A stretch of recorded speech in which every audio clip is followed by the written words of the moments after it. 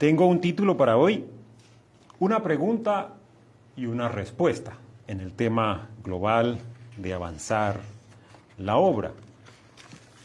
Si me pidieran ustedes resumir en una palabra lo que aprendí en esta primera conferencia regional latinoamericana, tendría que decirles que no puedo hacerlo en una sola palabra, porque necesito usar dos. Y esas palabras son humildad y unidad. ¿Qué es lo contrario de la humildad? El orgullo, la vanidad, la arrogancia, etc. Cuando somos humildes, puede haber unidad dentro del cuerpo, porque solo se exalta a uno, al que es la cabeza y perfecto líder, Jesucristo. Cuando en una persona, por el contrario, hay orgullo, arrogancia, engreimiento, suficiencia, ¿qué sucede? No cabe dentro del cuerpo. Se le hace el mundo pequeño. Siente que no pertenece, porque se siente más que los demás. Y como consecuencia de eso, la tendencia es a salirse. La persona misma dice, yo no pertenezco aquí. Busca algo mejor y como no sabe, realmente no sabe cuál es su inconformidad, termina saliéndose. ¿Cuántas personas se han ido? Y es que así sea, por causa de una ofensa, si no hay humildad, no se puede superar una ofensa. Necesitamos ser humildes para perdonar una ofensa. ¿Es esto sorprendente? No, no lo es, porque ese constante acontecer en el ser humano está desde tiempos remotos. Veamos ahí lo que dijo Pablo en Primera de Corintios,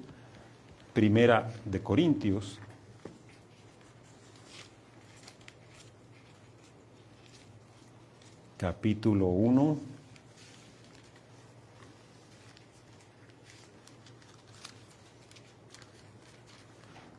Primera de Corintios, capítulo 1. Leamos desde el versículo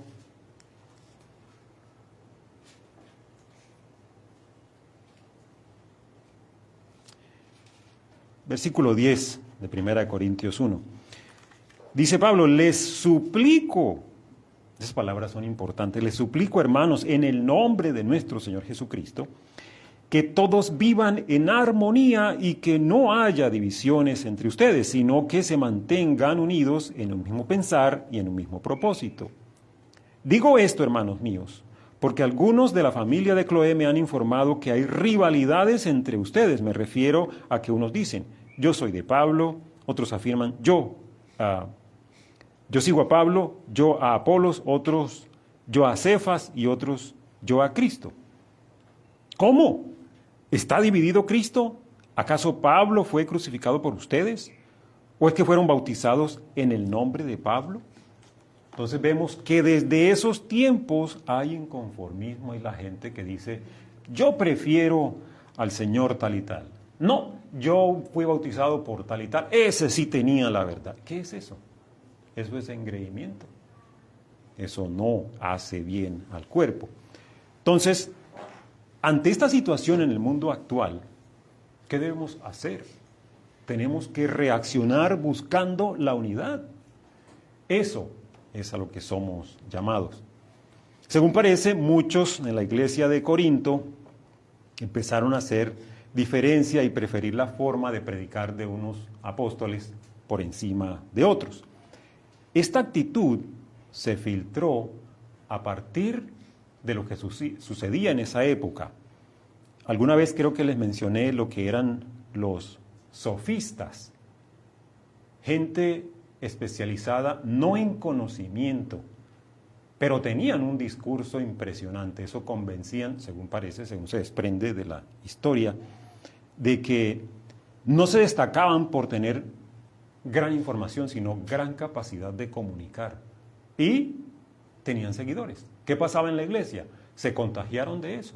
Eso se va contagiando poco a poco. Entonces Pablo les llama la atención para hacerlos entrar en razón. Miren, el cristianismo no es otra filosofía como la que hay en disputa, que es la mejor, que esto, que lo otro, que el estilo. No. ¿Qué es el cristianismo? Es una forma de vivir, una forma diferente de vivir, muy contraria a lo que sucede en este mundo. El cristianismo verdadero se basa en seguir en este camino constante, firme, decidido, convencido, fiel de que hay un verdadero maestro, un verdadero ejemplo que es Jesús. ¿Por qué es tan frecuente entonces que nos demos a seguir seres humanos? ¿Alguien quiere aventurar una respuesta? En vez de seguir a Dios, ¿por qué tendemos a seguir a los seres humanos? Porque eso es lo que perciben nuestros sentidos. ¡Qué bonito habla! Yo nunca había escuchado a nadie hablar así. No, es que yo quedé convencido. No, toca las fibras emocionales. Y más, esto lo digo en detrimento de las señoras, ¿no? de las mujeres. Y más si es bien parecido. Pero también hay unas discursantes que uno dice, y bonita, ¿no?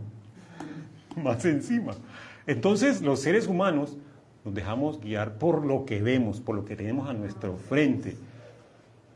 ¿No han visto cómo quieren matarse, por decirlo así, cuando hay un artista? Que una foto, que un autógrafo. ¡Ay! Lo pude tocar, le robé una prenda. ¿Por qué? Porque es mi ídolo, mi líder. No dicen ídolo porque dan la vida por una persona.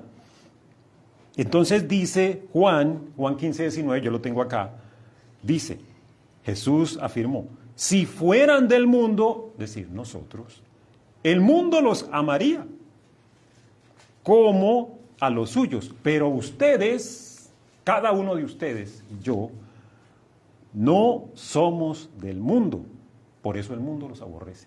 ¿Quién nos nota a nosotros? Sí deben notarnos, pero nos van a coger fastidio. Este que se cree mejor porque tiene unas prácticas por allá, como me comentaban ayer, ¿no? Eso que le pasó, eso es inaudito, eso debe ser algo, ¿no? Entonces, los líderes humanos, ¿qué dicen los artistas? ¿Qué esperan del público? ¿Que le paguen su entrada y todo lo demás y ya? No, el aplauso, de eso se nutre el ego. Y hay muchos que lamentablemente se dan el lujo de despreciar a algunos fanáticos que están tan cansados porque es que son humanos, no pueden soportar todo eso. Y se cansan y ya no más. Los guardaespaldas entran y todo lo demás. Pero de eso se nutre el líder humano. Del aplauso, de la gritería y todo lo demás. Fue muy inspirador reunirnos y charlar espontáneamente con nuestros líderes de la oficina central. Porque ellos no se sienten superiores. Se sientan con nosotros a la mesa y quieren preguntar, aprender una que otra palabra. Invariablemente se paraban al frente y decían, buenos días. ¿No? Eso no es falso, se ve genuino, es genuino. Eso atrae, eso hace sentir, esta gente quiere conectarse con nosotros, estas personas, no puedo decir esta gente, porque uno se siente como igual. Algo que me llamó mucho la atención, nuestros hermanos allá, porque son nuestros hermanos en Cristo, no tienen inconveniente en decir no sé. Cuando uno les pregunta algo, ellos dicen, pues no sé. La Biblia no es clara en eso. En lo que sí es clara la Biblia, en que debemos mantener la unidad. Eso sí es absolutamente claro y ellos lo hacen notorio cada vez. Hay muchos temas bíblicos para los que no tenemos respuesta, pero ellos están comprometidos a seguir buscando la verdad y la revelación de Dios. Su propósito ahora es, siguiendo el debido rigor para evitar las exageraciones, es ese compromiso, ese acercamiento. Uno de los fines que se busca es evitar las divisiones. Cuando alguien por ahí expresa una idea y la deja en el aire, eso empieza a crecer. Eso sí quieren evitarlo a toda costa. Y nosotros todos tenemos que estar comprometidos en eso. Así que quiero hacer un corto recorrido por los temas que cada uno de los oradores trató. Y empezamos con lo que dijo la intervención del señor Shavy. Pastores como discípulos. Cuando ustedes me ven aquí al frente, yo no soy un pastor. El título que tenemos es, yo tengo el título de pastor asistente. Pero yo, al igual que todos ustedes, somos hermanos y hermanas en Cristo. Entonces nosotros estamos aprendiendo. Su frase inicial fue, mientras estemos vivos, no podemos dejar de aprender. El que diga que se siente superior, pues debe ser más humilde. Si estamos vivos es porque estamos todavía en proceso de formación. Eso es un hecho. Nadie puede decir que ya está completo en el conocimiento de la verdad de Dios. Somos una obra en perfeccionamiento. No podemos confiarnos en este estado de desarrollo. Así como un artista pinta una hermosa obra, un escultor esculpe algo realmente sorprendente por lo real. Nosotros, como dice la Biblia, mientras se dice hoy, estamos siendo esculpidos, estamos siendo perfeccionados. Filipenses 1:6.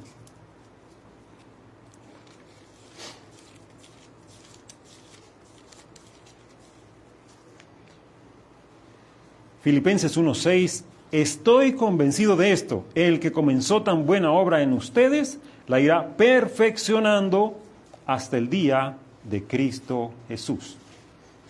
Ahí está muy claro. ¿Alguien se cree superior entre nosotros? No.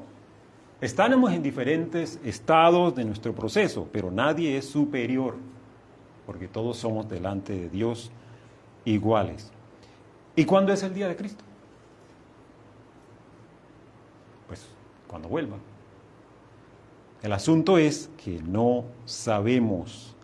Y dice en 1 Tesalonicenses 4, 13 al 17, que cuando los que hayan ya dormido, fallecido, despierten, no van a estar ni atrás ni adelante de los que estén o estemos vivos. ¿Qué va a suceder? Si lo pensamos, cuando Jesús regrese, todos lo vamos a ver al tiempo. Los que ya han fallecido y los que estemos vivos. Ahora, no queremos hacer una investigación exhaustiva de cómo hacer el instante preciso, la fracción, no. Pero es lógico suponer que vamos a verlo al tiempo. ¿Cómo va a hacer eso? La Biblia es clara en decir, voy a leer 1 Corintios 15, 52.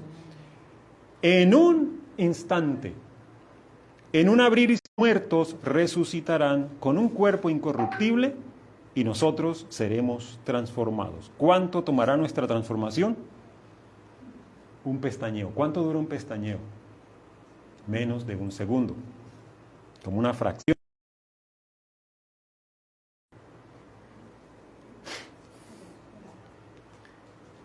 Bueno, estaba diciendo que cuando llegue Jesús, los que murieron, los que han muerto en Cristo, no es que se van a despertar como uno en la mañana, ¿qué está pasando? Uno se despereza y no entiende que el mundo está volviendo otra vez.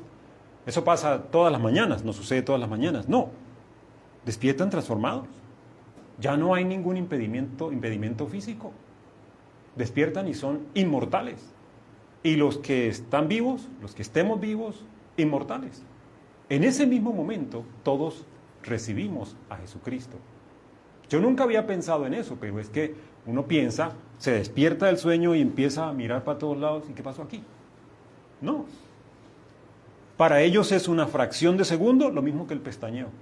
Murieron, enseguida cerraron los ojos, los abrieron y ya está Cristo. Nosotros también. Eso es lo que tenemos que pensar. Pero mientras tanto, los que ya durmieron están en ese pestañeo, por decirlo así. Pero mientras tanto nosotros, ¿en qué estamos? Miremos Hebreos 5.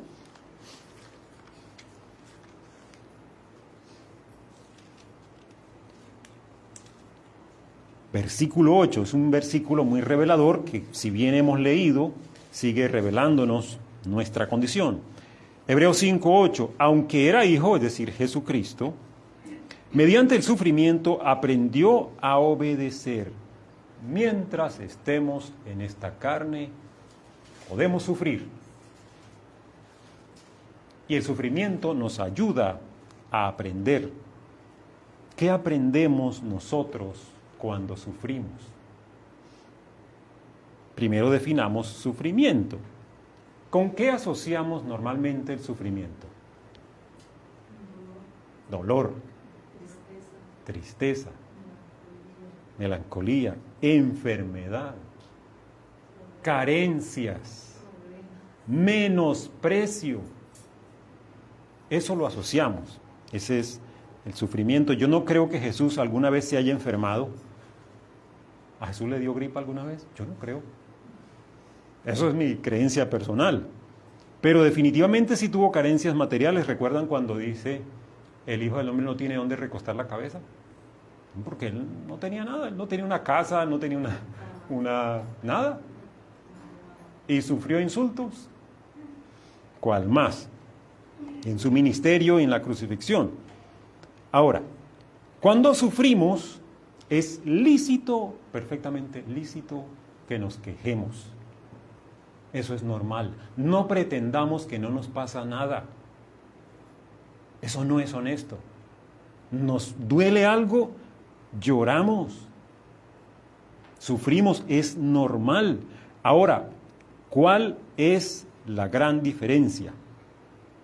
Que no nos quedemos ahí. ¿Sabían ustedes? Yo no lo sabía. Yo nunca lo había visto hasta que me puse a leer la palabra.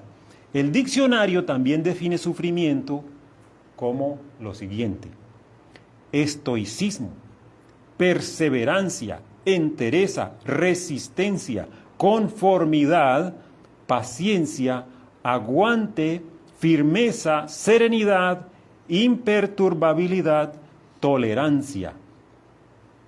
¿Habíamos considerado ese significado de la palabra sufrimiento? Todo eso.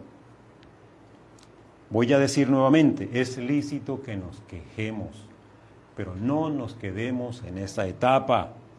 ¿Para qué? Para que no llegue o se empiece a formar la amargura. Si nos quedamos en la etapa de quejarnos, fácilmente viene el resentimiento. Y la pregunta consabida, ¿por qué a mí? ¿Para qué sirve todo este sufrimiento? Hay que pasar rápidamente a lo que es la capacidad de sufrir, de tolerar, de aguantar, que es sufrimiento. ¿Qué es sufrimiento? ¿Alguien recuerda lo que le pasó a Job? Job dijo, capítulo 2, versículo 10. Job respondió, lo tengo acá escrito: mujer, hablas como una necia. Si de Dios sabemos recibir lo bueno, ¿no sabremos recibir también lo malo? A pesar de todo esto, Job no pecó ni de palabra. Job sufrió, pero empezó a tolerar y a preguntarse, sí, ¿qué hay de fondo en esto? Pero le dijo a su esposa, muy rico, parafraseando, muy rico, que Dios nos dé bendiciones. Job era riquísimo, sus hijos, todos prósperos. Y cuando viene lo malo, entonces ahí sí no. Eso es parafraseando lo que dijo Job. Pero ese es sufrimiento, aguantar con estoicismo, con entereza, con firmeza de carácter. Dios no nos creó para sufrir. Voy a ser unos seres humanos y que sufran. ¿Por qué sufrimos? Porque nosotros nos acarreamos sufrimiento por nuestras actitudes, porque no somos como niños. ¿Ustedes han visto a un niño sufriendo más de un día? Al día siguiente ya ni se acuerda porque había llorado el día anterior. Es más, al rato ya ni se acuerda. Eso es lo que debemos imitar. Dice Jesús, allá en Lucas 14, que una de las condiciones para seguirlo es amar menos todas las cosas de la vida, incluidos nuestros sueños, nuestros seres queridos, todo. Si no amamos a Cristo más que las cosas por las que luchamos, no podemos ser sus discípulos. Jamás superaremos a Cristo, pero la meta es llegar a ser como Él, porque dice que el discípulo no supera a su maestro. Ahora, nos falta sabiduría para ser como fue Jesús. ¿Qué tenemos que hacer? Ir delante de Dios y pedir sabiduría, dice la palabra de Dios. No dudemos, no demoremos en pedir esa sabiduría. ¿Por qué? Porque hay una sabiduría en el mundo. Y fácilmente uno se confunde y piensa que con lo que pueda acumular de lo que recoja en este mundo, ya tiene suficiente para resolver los problemas. No nos dejemos engañar. ¿Qué quiere Dios hacer con nosotros? Lo que más quiere Él es enseñarnos. ¿A ustedes no les pasó en el colegio, en la universidad, en el trabajo, que tienen a un jefe que es mezquino y que no quiere darles todo el conocimiento porque de pronto siente amenazado su puesto? Pues Dios no es así. O los profesores, me comentaban anoche, ¿no?, que llegan y no saben enseñar, pero Dios sí lo sabe todo. Y Él lo que más quiere es enseñar, pero ¿qué espera de nosotros? Esas ganas, ese compromiso por decir yo quiero aprender y practicar. ¿De qué le sirve a uno gastarse 5 años en una universidad para salir con un cartón? ¿Y usted qué sabe hacer? Pues nada. No, es que nunca... No. Voy a mencionarlo porque él no tiene problema en que lo haga. Don Jesús, que dice, lo que más espera uno de un empleado es, así no tenga mucha experiencia, que sepa hacer caso. Hay que ser obedientes, eso es lo que Dios quiere ver en nosotros. Obediencia, esa disposición, ese deseo por hacer las cosas, por avanzar, por no quedarse ahí. No pensemos que estamos acá por nuestro propio esfuerzo, por nuestra propia sabiduría. Me voy a acercar a Dios. No, Dios nos llamó. Estamos acá por misericordia de Dios. ¿Pero qué quiere en adelante cuando Él nos llama? Que le pongamos el empeño. Yo le voy a dar todo, le doy la vida, le doy la comida, le doy el aire que respira. ¿Tiene ganas de seguirme? No sé. Eso es desalentador. Es como si dijera, le estoy dando todo y... No, primero esto, no, primero aquello. Eso lo tenemos que considerar, lo tenemos que tener muy claro. Si no hay compromiso, si no dejamos nuestro ego a un lado, no hay forma de crecer. Hay forma de decrecer, pero no hay forma de crecer. Porque si yo pongo primero lo mío, y va a venir la apostasía, va a venir el engaño. ¿En qué vamos a estar basados? En la verdad. La verdad no se consigue por allá de vez en cuando. Al fondo de las cosas no se llega investigando una que otra vez, leyendo una que otra vez. Siempre debemos estar en función de esta verdad. ¿Qué sucede si no lo estamos? Está el riesgo latente del famoso sincretismo. El sincretismo consiste en mezclar verdad con mentira. Y uno se conforma con eso. Y este mundo está lleno de sincretismo. Tenemos específicamente que luchar para evitar ese peligro latente. ¿Qué significa eso para nosotros? Que seamos de un mismo sentir, que tengamos amor, que tengamos unanimidad, un mismo ánimo. No significa que como en un regimiento militar seamos todos uniformes y que hablemos por la boca del jefe, porque es humano como nosotros. Dios espera que tengamos unanimidad, pero bien fundamentado. Yo hago esto porque estoy convencido, no porque mi hermano me lo está diciendo. Es que yo me convencí, es que tengo una relación personal con Jesucristo. ¿Quién es Jesucristo? Es la roca. Y ahí está la analogía clara. Cuando uno se funda sobre la roca, nada lo mueve. Nada puede moverlo. Entonces yo puedo estar del mismo ánimo con mi hermano, que también está fundamentado sobre la misma roca. No es que yo le digo, venga Jaime, aquí en esta iglesia se predica. No, usted tiene que convencerse, porque ¿qué pasa si yo no me convenzo? Termino retirándome. Empiezo a ver los detalles de las personas. Esto aquí lo que hay es una hipocresía, esto lo que hay una desunión, esto lo que hay es problemas. ¿Eso qué es? Engreimiento. Y como dije al principio, termina uno yéndose. Si uno es humilde, si sabe que está hecho del polvo, que sale de la roca, que sale de Jesús, entonces dice, yo pertenezco a Jesús. ¿Cómo voy a creerme yo más que alguien si yo soy polvo? Todos somos polvo. Vuélvanse al polvo, mortales. Salmo 90. Entonces es vital que recordemos que hay una sola verdad. No existen varias verdades, hay una sola verdad. No obstante, como seres humanos, tenemos el derecho. No es nuestra, ¿cómo decirlo para que suene como es? Tenemos la posibilidad, pero no el derecho de reinterpretar la verdad de Dios. La verdad de Dios es una sola, está aquí en la Biblia, si la buscamos diligentemente, humildemente, de rodillas delante de Dios, pero no es nuestra verdad. La Biblia se interpreta a sí misma, hay es que buscarla, hay es que buscarlo. Siguiendo con la lista de disertantes, luego el señor Myers intervino y habló de eso que tanto hay en este mundo, de los farsantes, de los embaucadores. Veamos segunda de Timoteo.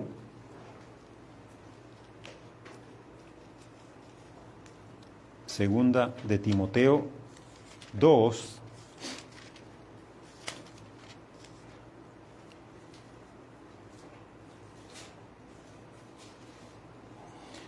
Versículos 1 y 2.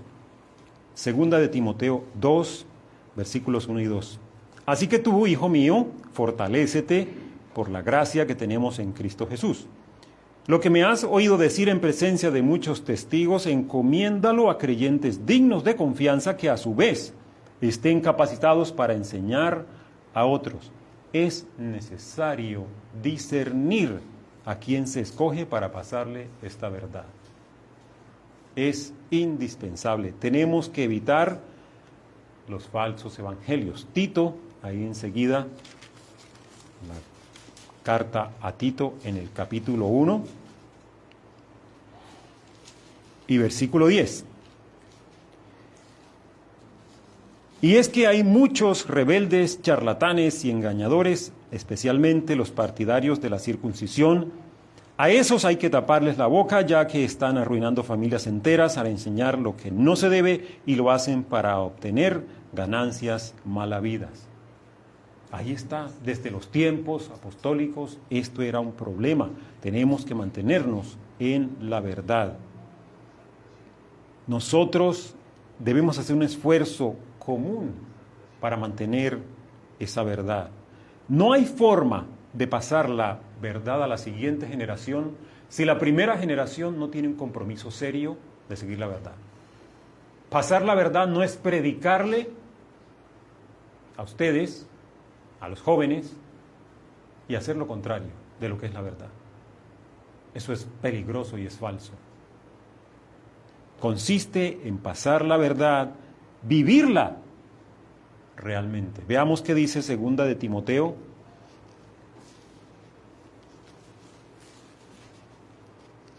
Segunda de Timoteo 1.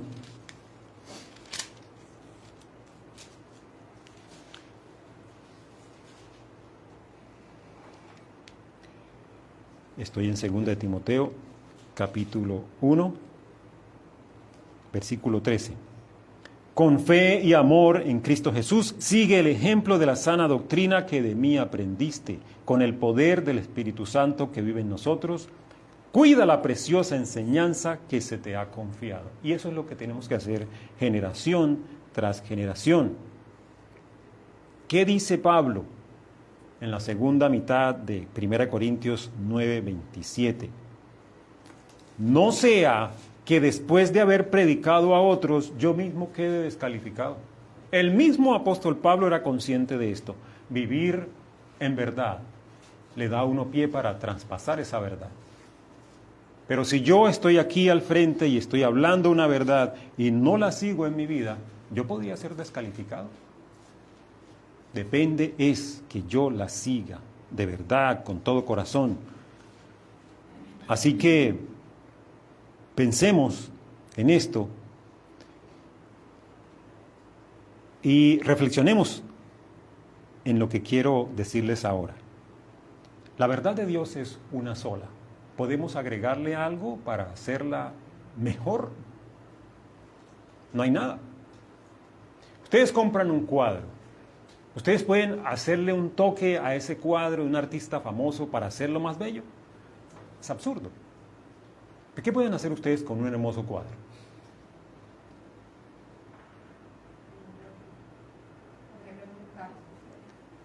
Ponerle un marco acorde, que realmente haga resaltar la hermosura del cuadro. Nosotros no podemos mejorar la verdad de Dios. ¿Cuál es ese marco, siguiendo la analogía, cuál es ese marco que resalta la verdad de Dios? Viviendo una vida ejemplar. Ese es el mejor marco, lo mejor que podemos hacer por la verdad de Dios. Ponerle ese marco de nuestra vida bien vivida. Nosotros debemos ajustarnos a los límites de la verdad de Dios. Si me salgo de ahí, ¿qué sucede? ¿Estoy en peligro? ¿Quedo a merced de quién? El que está dispuesto a devorar. Sabemos quién es. Así sea la verdad más hermosa, si no está dentro de ese marco. Volvamos otra vez al cuadro. Yo compro un cuadro hermoso y le pongo un marco de 10,000 pesos. ¿Qué me va a quedar? ¿Cómo le va a poner un marco? ¿Cómo va a dañar esa obra? ¿Cómo queda la verdad de Dios cuando yo en mi vida la afeo con ese marco que debe resaltar mi vida, ser un marco que diga: esa obra es hermosa, esa verdad es hermosa? ¿Por qué? Yo veo a esta persona, cómo se comporta. Entonces podemos no agregarle nada a la verdad de Dios, pero podemos resaltarla o afearla. Tenemos que pensar en eso continuamente. Luego siguió el señor McNeely, basando su disertación en Efesios 4. Nos queda mucho tiempo para desarrollar, pero lo importante que él resaltaba es que tengamos la disposición de servir. Efesios 4:11.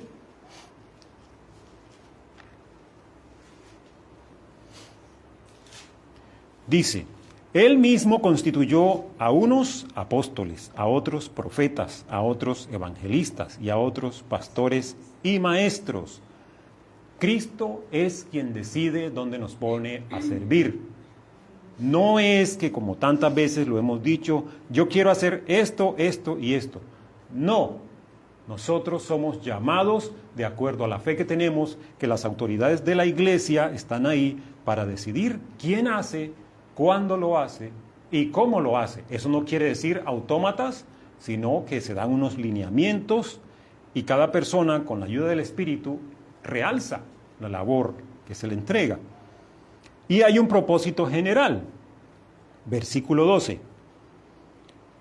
A fin de capacitar al pueblo de Dios para la obra de servicio para edificar el cuerpo de Cristo. Lograr que el cuerpo, la iglesia, crezca por medio de la capacitación para servir de la mejor manera. Ese es nuestro cometido. Y luego hay ese objetivo final, tanto general como individual. Versículo 13. De este modo, haciendo todo lo que dijimos, todos llegaremos a la unidad de la fe y del conocimiento del Hijo de Dios, a una humanidad perfecta que se conforme a la plena estatura de Cristo. Ahí está. Si todo se cumple organizadamente, ¿cuál es el resultado? Versículo 14. Así, ya no seremos zarandeados por las olas y llevados de aquí para allá por todo viento de enseñanza y por la astucia y los artificios de quienes emplean artimañas engañosas. Seremos un cuerpo cohesionado, fuerte, que no se deja mover. Si alguien toca a uno de nuestros hermanos, ahí estamos para apoyar. Si algo sucede con alguno de nuestros hermanos, estamos ahí para orar, para estimularnos al amor y las buenas obras. Y luego el versículo 15 reitera el principio del versículo 13. Más bien, al vivir la verdad con amor, creceremos hasta ser en todo como aquel que es la cabeza, es decir, Cristo. Y, por decirlo así, cierra el ciclo del versículo 16. Por su acción todo el cuerpo crece y se edifica en amor, sostenido y ajustado por todos los ligamentos según la actividad propia de cada miembro. Fijémonos que en estos versículos 15 y 16 habla de la verdad en amor. ¿Qué es la verdad en amor? Vamos a hacer otra analogía. ¿A ustedes les gusta consumir alimentos crudos? ¿Qué pasa si consumimos alimentos crudos? Nos vamos a enfermar. Pero ¿a quién no le gusta sentarse a la mesa y tener una exquisitez preparada con todo lo mejor? Uno se sienta y se deleita y consume cada bocado y queda satisfecho. Eso mismo ocurre con la verdad. ¿Han escuchado decir a las personas: yo soy franco y hablo la verdad como es? Porque hay que ser claros. Hay que tener cuidado con eso. ¿Por qué? Porque la verdad puede ser cruda. Y lo crudo hace daño. Puede ser verdad. La comida es comida y nutre, pero si no está preparada, hace daño. En cambio, cuando yo me tomo el trabajo de preparar, síganme la analogía, de preparar lo que voy a decir, por decirlo así, cocinar lo que voy a decir, y al final lo sazono con sal, como dice la palabra, entonces esa verdad nutre. De eso hablan estos dos versículos, hablar la verdad en amor. Hablo esto porque ya más tarde es la hora del almuerzo, entonces vamos a pensar en esto.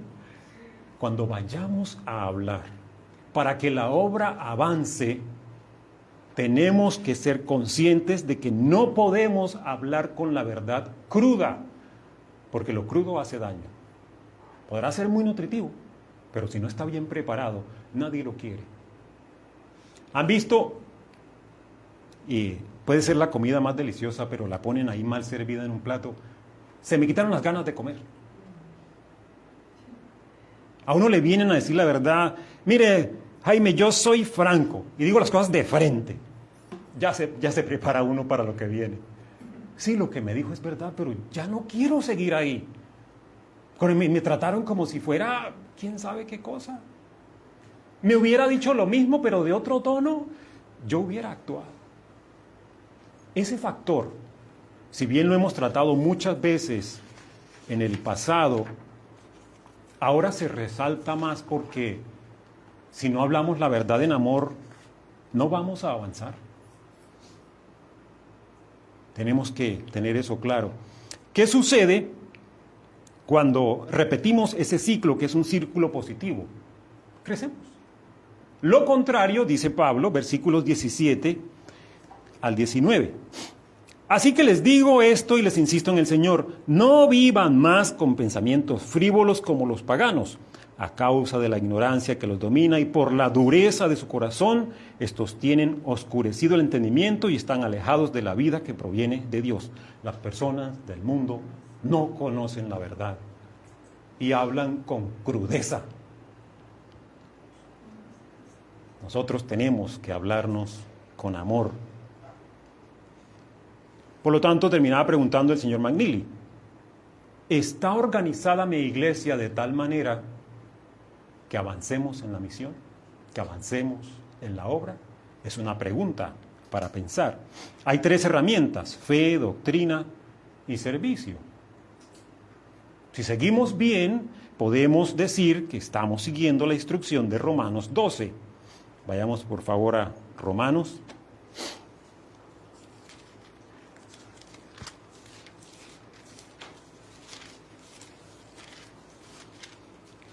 Romanos 12, versículos 1 y 2. Por lo tanto, hermanos, tomando en cuenta la misericordia de Dios, les ruego que cada uno de ustedes en adoración espiritual ofrezca su cuerpo como sacrificio vivo, santo y agradable a Dios. No se amolden al mundo actual, sino sean transformados mediante la renovación de su mente. Así podrán comprobar cuál es la voluntad de Dios, buena, agradable y perfecta. Sencillamente siguiendo los lineamientos que da Dios en su verdad, hablando como corresponde. A mí no me gusta lo que hace fulano, mengano, perencejo, pero yo sigo la verdad en amor. Yo hablo como si estuviera, por decirlo así, cocinando para mi hermano, me preparo. ¿Cuándo demuestro yo que amo? Cuando soy capaz de perdonar. ¿Cómo demostró Jesús que amaba?